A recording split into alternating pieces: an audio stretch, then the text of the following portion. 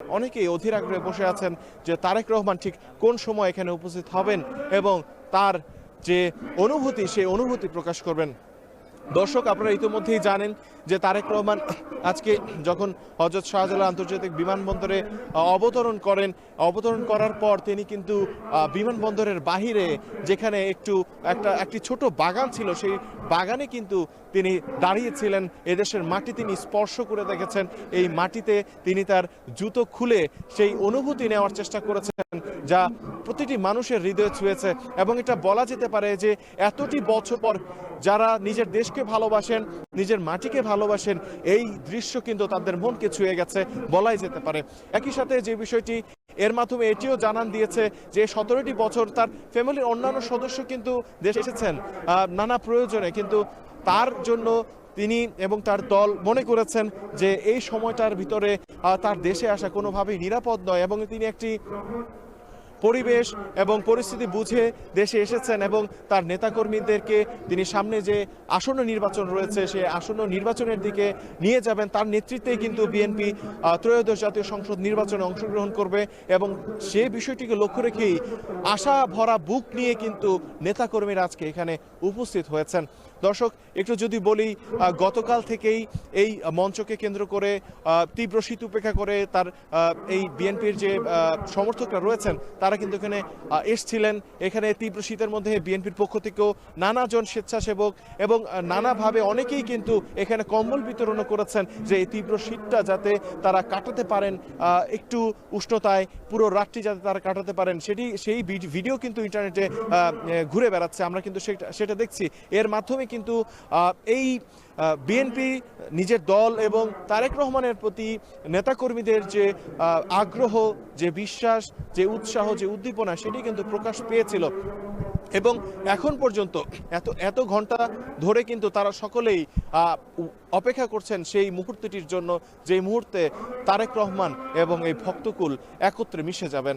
এবং সেই জায়গা থেকে আপনাদের নিরাপত্তার বিষয়টা যদি একটু উল্লেখ করি, যে আপনারা জানেন যে তারেক রহমানের নিরাপত্তার জন্য যখন থেকে এই স্থানটি নির্ধারণ করা হয়েছে এই গণসংবর্ধনার, তখন থেকেই কিন্তু নানাভাবে প্রশাসনের পক্ষ থেকে প্রশাসন কঠোর নিরাপত্তা ব্যবস্থার কিন্তু আমরা দেখেছি তখন থেকে। এবং আজকে যখন সেই সময়টি ঘনিয়ে এসেছে তখন এই নিরাপত্তা বেষ্টনীটা আসলে কতটুকু শক্ত সেটা কিন্তু এখানে না আসলে অনেকটাই বোঝা সম্ভব হবে না। আপনারা হয়তো অনেকে দেখছেন যে টিভিতে তারেক রহমানের যে গাড়ি বহরটি এই গণসংবর্ধনার স্থানে আসছে, সেই গাড়ি বহরটির আশপাশে যে পরিমাণ নিরাপত্তা প্রহরী এবং একই সাথে কয়েকটি স্তরে কিন্তু এই নিরাপত্তা বাহিনী তাকে নিরাপদে এই স্থানে আনার চেষ্টা করছেন এবং একই সাথে এই আশপাশের এলাকাতে কঠোর নিরাপত্তা নিশ্চিত করা হয়েছে এবং আশপাশের সুউচ্চ যে ভবনগুলো রয়েছে সেই ভবনগুলোতে কিন্তু বিএনপির যে স্বেচ্ছাসেবক কর্মীরা রয়েছেন তারা অবস্থান করছেন, একই সাথে নিরাপত্তা বাহিনীর কর্মীরাও কিন্তু অবস্থান করছেন এবং গণমাধ্যম কর্মীরা তাদের জায়গা থেকে এই যে ঐতিহাসিক যে মুহূর্তটি হতে চলেছে সেই মুহূর্তটি ক্যামেরা বন্দি করতে কিন্তু অধীর আগ্রহ অপেক্ষা করছে এবং একই সাথে যারা পত্রিকা কিংবা অনলাইন গণমাধ্যমে আছেন তারাও কিন্তু এই ঐতিহাসিক যে মুহূর্ত সেটি সাক্ষী হতে এসেছেন এবং এটি মানুষের সামনে তুলে ধরার চেষ্টা করছেন। কিন্তু সেই অপেক্ষার প্রহর যেন কোনোভাবেই শেষ হচ্ছে না। মানুষ এখনো অপেক্ষা করছে এবং যে মঞ্চটি রয়েছে সেই মঞ্চ থেকেও কিন্তু ঘোষণা দেওয়া হচ্ছে তাদেরকে ধৈর্য ধারণ করার জন্য এবং একই সাথে যে শৃঙ্খলা সেই শৃঙ্খলা মেনে চলার জন্য কিন্তু বলা হচ্ছে। আরেকটি বিষয় যদি উল্লেখ করি, এটি উল্লেখ না করলেই নয়, যেটি বলা যায় যে এই যে 36 জুলাই এক্সপ্রেসওয়ে, আপনারা জানেন এটি খুবই গুরুত্বপূর্ণ সড়ক। এখানে আসলে লোকালয়েও খুব একটা নেই বসুন্ধরা আবাসিক এলাকা ছাড়া। আমরা দেখতে পেরেছি এই গণসংবর্ধনাকে কেন্দ্র করে বসুন্ধরার এই পাশের যে গেটটি রয়েছে সেই গেটটি কিন্তু খুলে দেওয়া হয়েছে যাতে এই স্থানের সংকুলন না হলে যাতে তারা এখানে অবস্থান নিতে পারে, এবং আমরা কিন্তু তাই দেখছি এখানে বিচ্ছিন্নভাবে অনেকেই কিন্তু অপেক্ষা করছেন, অনেকে বসে আছেন, গল্প করছেন, কিন্তু তারা আমি তাদের সমস্যাটির কথা আসলে না বললেই নয়। তারা আসলে কতটুকু নিজেদের কষ্ট দিয়ে কিংবা কতটুকু আত্মত্যাগ করে এখানে অবস্থান করছেন সেই বিষয়টি যদি একটু বলি। আমি সকাল থেকে এখানে অবস্থান করছিলাম, আমি দেখেছি যে তারা আসলে খাওয়া দাওয়া থেকে শুরু করে এখানে দোকান খুবই কম, এবং একই সাথে এখানে তাদের যে রেস্টরুম কিংবা আমরা ওয়াশরুম বলি সেই ব্যবস্থাপনাও কিন্তু নেই। কিন্তু তারপরও এই কষ্ট স্বীকার করে এই শীতের মধ্যে তারা সকলেই কিন্তু এখানে নানাভাবে অবস্থান করছেন, এবং তারা ডিসিপ্লিন কিংবা সেই শৃঙ্খলা বজায় রাখার চেষ্টা করছেন। দর্শক, আপনাদেরকে যদি একটু ফ্ল্যাশব্যাকে নিয়ে যায় যে কি হয়েছিল তারেক রহমানের সামনে। আপনারা জানেন যে ১/১১ যে সরকার ছিল, সেই সরকার থাকাকালীন সময়ে তারেক রহমানকে কিন্তু গ্রেফতার করা হয় ৭ই মার্চ ২০০৭ সালে। এরপর তাকে ১৩টি মামলা দেওয়া হয়, এবং তার উপর রিমান্ডে অভিযোগ আসে যে তার উপর শারীরিক নির্যাতন চালানো হয়। এবং সেই সময়কার যে ফুটেজগুলো গণমাধ্যমে উঠে আসে, সেই ফুটেজগুলোতে কিন্তু আমরা দেখতে পাই যে তারেক রহমানকে যখন কোর্টে আনা হয় তখন কিন্তু তিনি অসুস্থ ছিলেন শারীরিকভাবে। তাকে অ্যাম্বুলেন্সে করে আনা হতো এবং ধরে নিয়ে যাওয়া হতো এজলাসে, এবং সেখান থেকে ধরে নামানো হতো। এবং ঠিক ওই সময় কিন্তু এর কিছুদিন পরে কিন্তু খালেদা জিয়াকেও গ্রেফতার করা হয়, এবং খালেদা জিয়া যখন সাব জেলে ছিলেন, নির্বাচনের একটি সময় আসছিল, এবং ১/১১ যে সরকার ছিল সেই সরকারের উপর কিন্তু আন্তর্জাতিক যে চাপ, সেই চাপ কিন্তু প্রতিনিয়ত বাড়ছিল। সেই চাপের ফলে এক পর্যায়ে যখন নির্বাচনের প্রস্তুতির কথা আসে, নির্বাচনের কথা আসে, তখন কিন্তু ১/১১ যে সরকার ছিল তারা কিন্তু বেগম জিয়ার সাথে আলোচনায় আসতে চায়। তারা কিন্তু নির্বাচনের বিষয়ে বেগম জিয়াকে রাজি করানোর বিষয়ে তার সাথে সাক্ষাৎ করে। কিন্তু ওই সময়ে বেগম জিয়ার যে অন্যতম দাবি ছিল যে তার যে সন্তান আছে তারেক জিয়া এবং একই সাথে কোকো, তাদের দুজনের মুক্তির দাবি কিন্তু তিনি সে সময় করেছিলেন, এবং সেই দাবি এক পর্যায়ে কিন্তু সেই সরকার মেনে নিতে বাধ্য হয়েছিল। আপনারা জানেন যে দীর্ঘ 18 মাস জেলে থাকার পর তারেক রহমান অসুস্থ অবস্থায় বিদেশে পাড়ি জমান, সেখানে চিকিৎসার জন্য পরিবার সহ, এবং ঠিক এর কয়েক বছরের মধ্যেই কিন্তু তারেক রহমান ইংল্যান্ডে সেখানে রাজনৈতিক আশ্রয় প্রার্থনা করেন, এবং সেখানে কিন্তু তার আশ্রয়টি গ্রহণ করে, এবং এরপর থেকেই তিনি কিন্তু সেখানে অবস্থান করছেন। আপনারা জানেন যে এর মধ্যেই কিন্তু 17টি বছর কেটে যায়। এই 17 বছরের মধ্যে নানা ঘটনা প্রবাহ কিন্তু আমরা দেখেছি। নতুন সরকার এসেছে, যে সরকারের একটি পর্যায়ে এই সরকারের ক্ষমতাচ্যুত হয়েছে সরকার, এবং ২০২৪ সালে, এবং এরপরে কিন্তু এই মাহিন্দ্র খন দেখেছি ১.৫ বছর পর কিন্তু তারেক রহমান এই সরকার পতনের ১.৫ বছর পরে কিন্তু তারেক রহমান আজকে এখানে উপস্থিত হবেন। এবং যে বিষয়টি একটু যদি উল্লেখ করি, যে এই 17টি বছর কিন্তু যে অভিযোগগুলো ছিল যে সেই পতিত সরকারের বিরুদ্ধে, যে রাজনৈতিক কিংবা বিরোধী যে রাজনৈতিক দলগুলো তাদেরকে দমন করার যে প্রয়াসগুলো ছিল, সেই প্রয়াসগুলো কিন্তু তারেক রহমান সহ বিএনপির যে শীর্ষ সারির নেতারা ছিলেন তাদের উপরে কিন্তু করা হয়েছিল।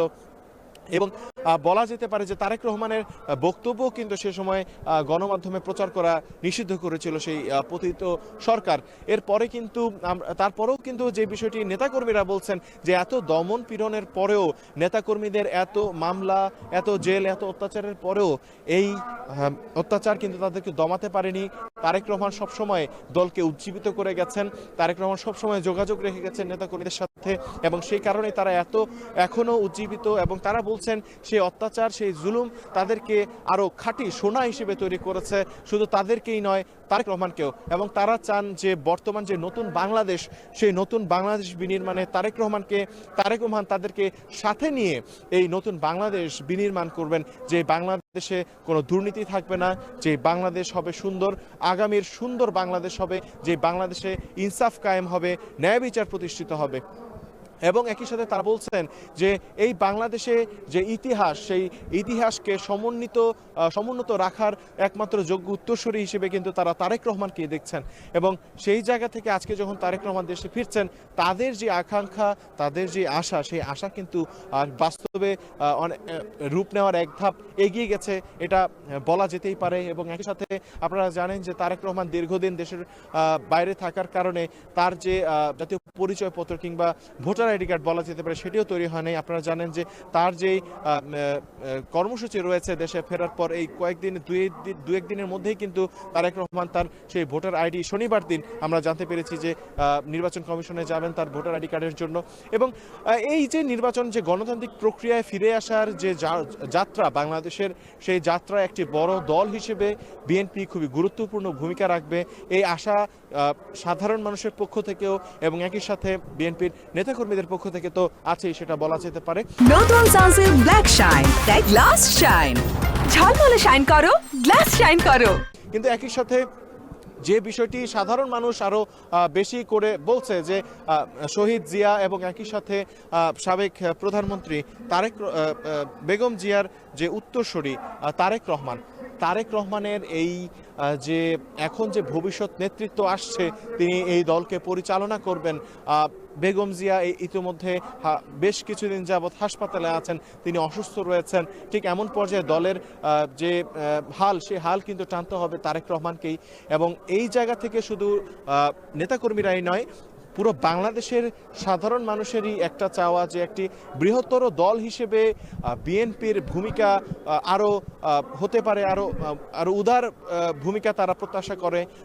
তারা চায় যে বিএনপি দেশের যে অন্যান্য যে রাজনৈতিক দলগুলো রয়েছে তাদের সকলকে সাথে নিয়ে দেশ গড়ার কাজে আসলে মনোনিবেশ করবেন। এবং একই সাথে গেলেও বছরগুলোতে বাংলাদেশে যেভাবে অন্যায় সংগঠিত হয়েছে, দুর্নীতি হয়েছে, ইতিহাস যেভাবে বিকৃত হয়েছে, সেই বিষয়গুলো থেকে বাংলাদেশের উত্তরণ ঘটবে বলে তারা কিন্তু আশা প্রকাশ করছেন।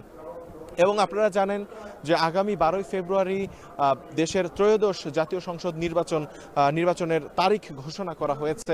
সেই নির্বাচনকে সামনে রেখে রাজনৈতিক দলগুলো কিন্তু তাদের নির্বাচনমুখী যে প্রচারণা, যে প্রস্তুতি, সেগুলো কিন্তু খুবই গুরুত্ব সহকারে তারা নিচ্ছে।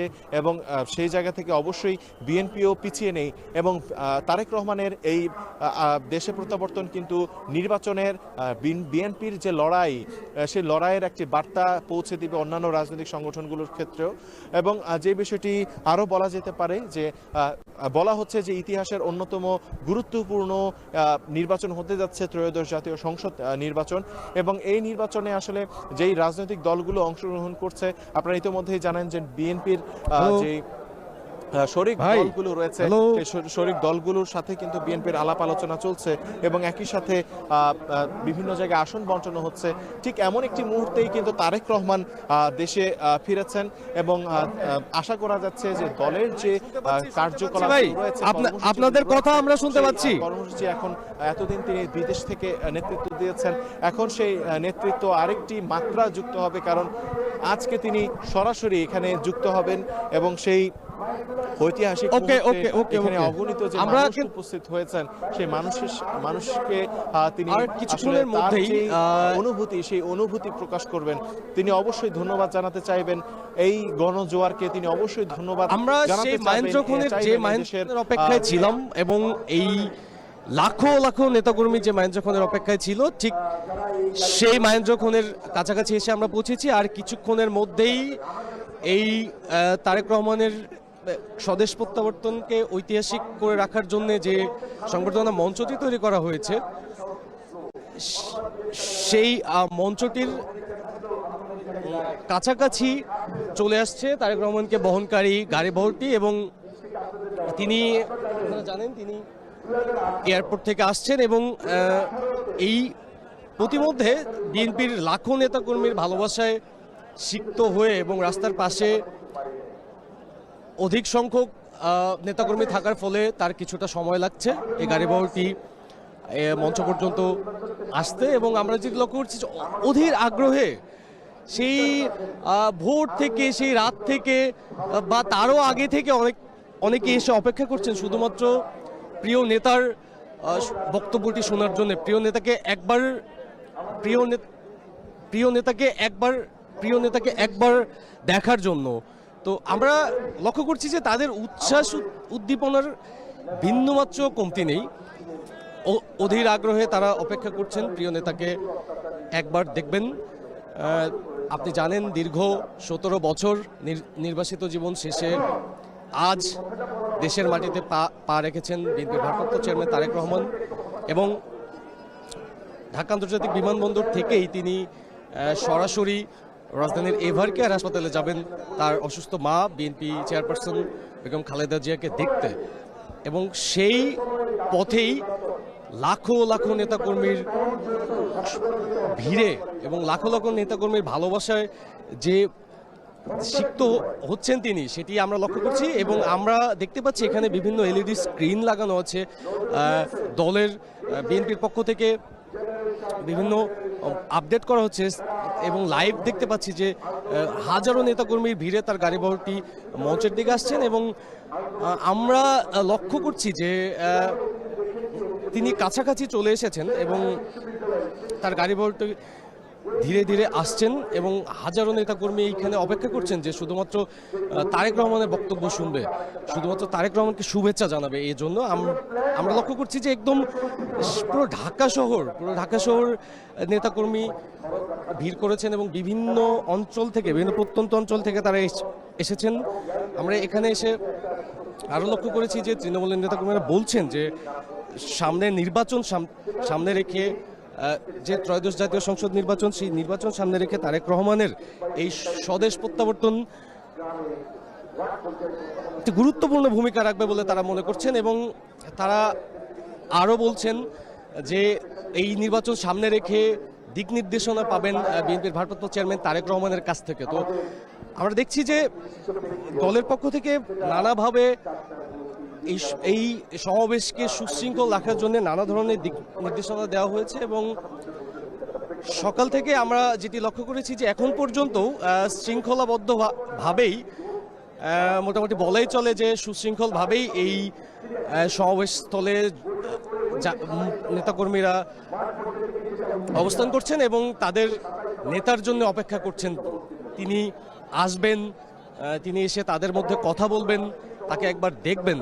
এবং আমরা লক্ষ্য করেছি যে এখানে নারীদের উপস্থিতিও রয়েছে এবং বিএনপি ও এর অঙ্গ সহযোগী সংগঠনের নেতৃবৃন্দ ছাড়াও অসংখ্য সাধারণ জনগণকে আমরা দেখতে পেয়েছি। এবং আমরা দেখতে পেয়েছি যে বিএনপির ভারপ্রাপ্ত চেয়ারম্যান তারেক রহমানের গাড়িবহরটিকে রিসিভ করার জন্য যে আইন শৃঙ্খলা, যে সুশৃঙ্খল প্রোটোকল ব্যবস্থা রয়েছে এবং তারা সুশৃঙ্খলভাবে তাকে রিসিভ করে মঞ্চ পর্যন্ত নিয়ে যাওয়ার যে বিষয়টি রয়েছে, তারা একদম কুড়িল থেকে সেই বিষয়টি একদম লাইন করে মঞ্চের পর্যন্ত একটি সুশৃঙ্খল লাইন করা হয়েছে, যেন সেই লাইন ধরেই তারেক রহমানের বহনকারী যে গাড়িবহরটি রয়েছে সেই গাড়িবহরটি যেন মঞ্চ পর্যন্ত যায়। এবং আপনি জানেন যে বিএনপির পক্ষ থেকে এই সমাবেশ বা এই সংবর্ধনার জন্য বিভিন্ন রকমের স্বেচ্ছাসেবক দল রয়েছে। বিএনপির পক্ষ থেকে ব্যাপক প্রস্তুতি রয়েছে, দলের পক্ষ থেকে নানা ধরনের প্রস্তুতি আমরা দেখেছি। জরুরি মেডিকেল টিম সহ অসুস্থদের জন্য জরুরি চিকিৎসা ব্যবস্থা সহ নানা ধরনের বিষয় রয়েছে। এবং পাশাপাশি সরকারের পক্ষ থেকেও যে ধরনের ব্যবস্থা নেওয়া হয়েছে তাকে সাধুবাদ জানিয়েছে দলের শীর্ষ নেতৃবৃন্দ। তো আমরা এখানে এলইডি স্ক্রিনে লক্ষ্য করছি যে বিএনপির ভারপ্রাপ্ত চেয়ারম্যানকে বহনকারী গাড়িটি আসছে এবং সেই গাড়িটিতে বিএনপির শীর্ষ নেতৃবৃন্দ, স্থায়ী কমিটির সদস্যবৃন্দ রয়েছেন। তারা মূলত এই সংবর্ধনা স্থলেই আসবেন এবং এই সংবর্ধনা শেষে, লাখো নেতাকর্মীর সংবর্ধনা শেষে তিনি তার অসুস্থ মা বেগম খালেদা জিয়াকে দেখতে যাবেন রাজধানীর এভার কেয়ার হাসপাতালে।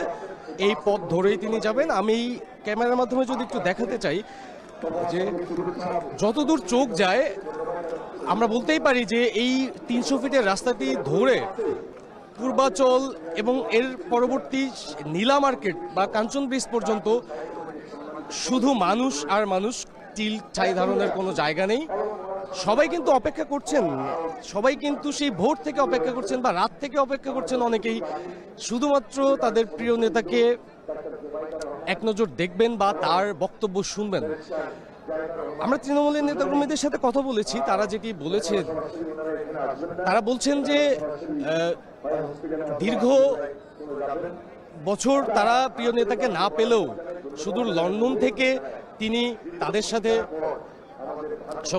সংযুক্ত ছিলেন এবং বিভিন্ন সময় দেশের গণতান্ত্রিক প্রেক্ষাপটে বিভিন্ন সময় আন্দোলন সংগ্রামে তিনি নেতৃত্ব দিয়েছেন, অনেকের সাথেই সরাসরি কথা বলেছেন, অনেকের সাথেই যোগাযোগ রেখেছেন এবং তারা যেটি বলছেন যে প্রিয় এই নেতার এই যে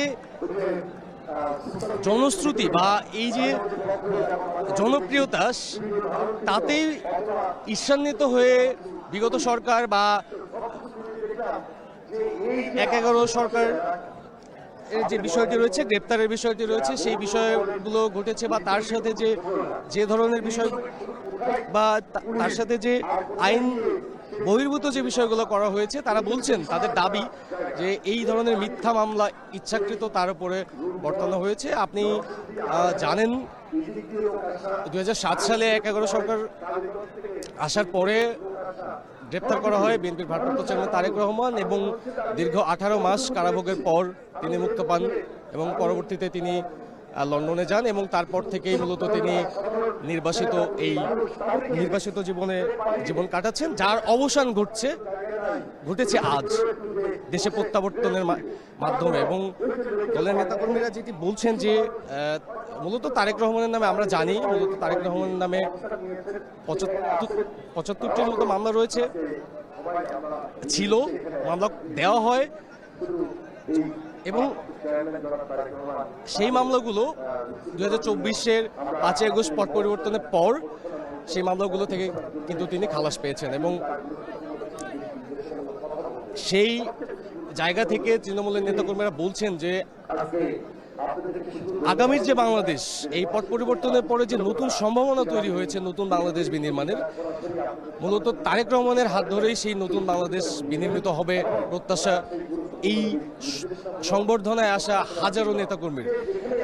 তো আমরা দেখছি যে একদম দুই পাশের রাস্তা, 300 ফিটের একদম দুই পাশের রাস্তা, জরুরি লেন, পাশের বিল্ডিংগুলোতে অবস্থান করছেন এবং পাশে যে মাঠগুলো রয়েছে সেই মাঠগুলোতেও নেতাকর্মীরা, সাধারণ মানুষজন অবস্থান করছেন এবং তাদের সুবিধার্থে এলইডি স্ক্রিনের ব্যবস্থা করা হয়েছে, তারা যেন সবাই তাদের প্রিয় নেতার কথা শুনতে পারেন, তাদের প্রিয় নেতার দিক নির্দেশনা নিতে পারেন, তাদের প্রিয় নেতাকে শুভেচ্ছা জানাতে পারেন। এবং বরাবরই স্টেজ থেকে বলা হচ্ছে, আমরা দেখছি এখন কথা বলছেন বিএনপির যুগ্ম মহাসচিব শহীদুদ্দিন চৌধুরী অ্যানি, তিনি বারবারই মাইকে বলার চেষ্টা করছেন তারেক রহমান আসার পরবর্তীতে যেন বা তারেক রহমান আসা মাত্র যেন এই যে জনসমাগম রয়েছে বা এই যে জনস্রোত রয়েছে তাদেরকে শান্ত রাখার চেষ্টা করছেন এবং সুশৃঙ্খলভাবে তারা যেন তাদের প্রিয় নেতাকে বরণ করতে পারেন সেই ধরনের দিক নির্দেশনা দেওয়া হচ্ছে। এবং পাশাপাশি মঞ্চে বিএনপির সমমনা শরিক দলগুলোর প্রতিনিধিরা রয়েছেন, তারা মূলত মঞ্চে উপস্থিত রয়েছেন এবং মঞ্চে শুধু বক্তব্য রাখবেন বিএনপির ভারপ্রাপ্ত চেয়ারম্যান তারেক রহমান, তিনি ছাড়া আর কেউ কথা বলবেন না।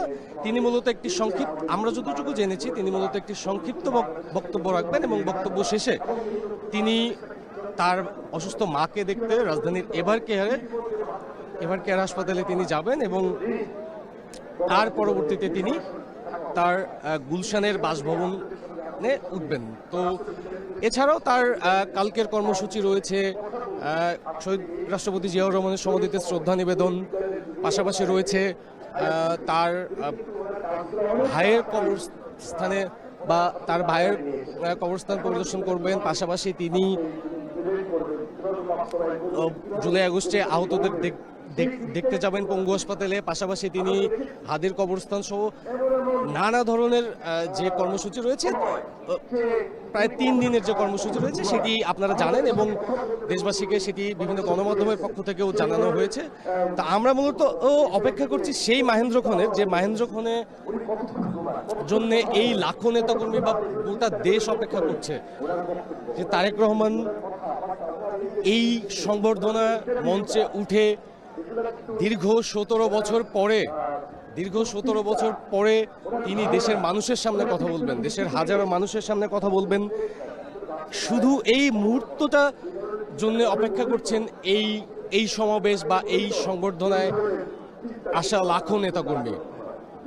তো আমরা দেখেছি যে তাদের মধ্যে বিন্দুমাত্র উচ্ছ্বাসের কমতি নেই। সেই সকাল থেকে আমরা লক্ষ্য করছি, আমরা সকাল থেকে আছি, আমরা লক্ষ্য করছি তাদের মধ্যে কোনো ধরনের উৎসাহ উদ্দীপনার কোনো কমতি নেই। তারা অধীর আগ্রহে একটি কথাই বলছেন যে আমরা এখানে তারেক রহমানের ভালোবাসায় সিক্ত হয়ে বা বেগম জিয়ার ভালোবাসায় সিক্ত হয়ে বা শহীদ রাষ্ট্রপতি জিয়াউর রহমানের ভালোবাসায় সিক্ত হয়ে তারা এসেছেন।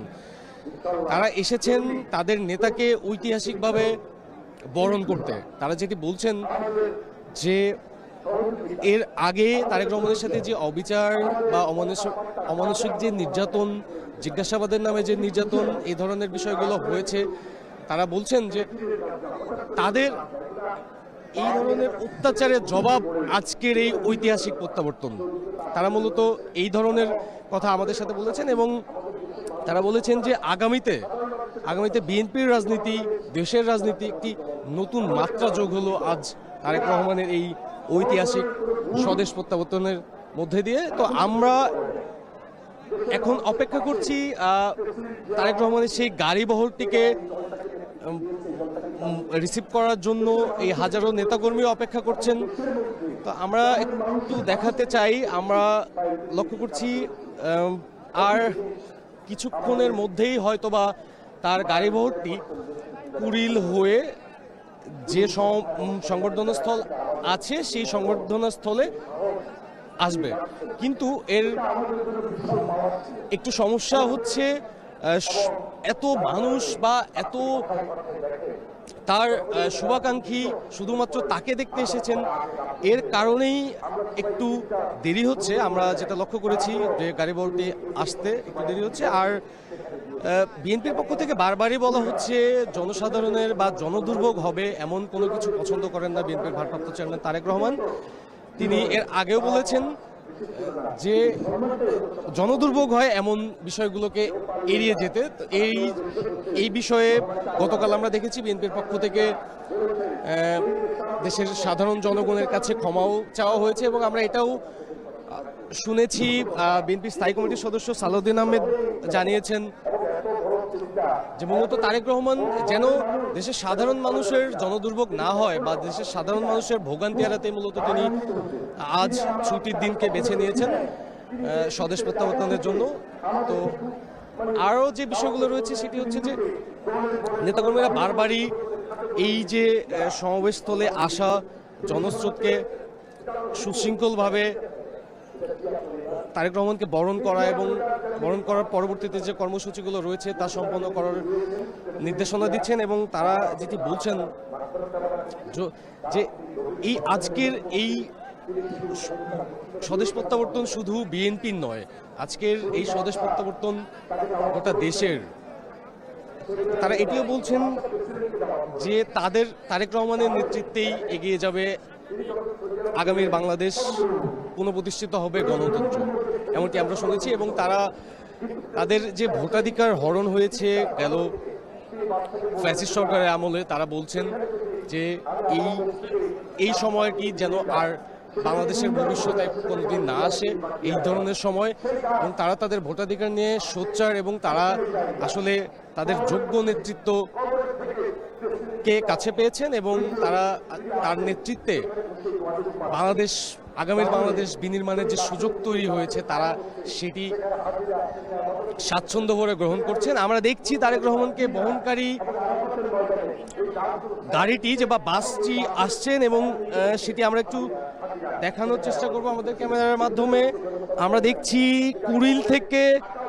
কুড়িল হয়ে 300 ফিটের যে রাস্তাটি রয়েছে এবং সেই জনস্রোতের মধ্যে তার গাড়ি বহরটি ঢুকেছে। আর কিছুক্ষণের মধ্যেই তিনি মঞ্চে উঠবেন এবং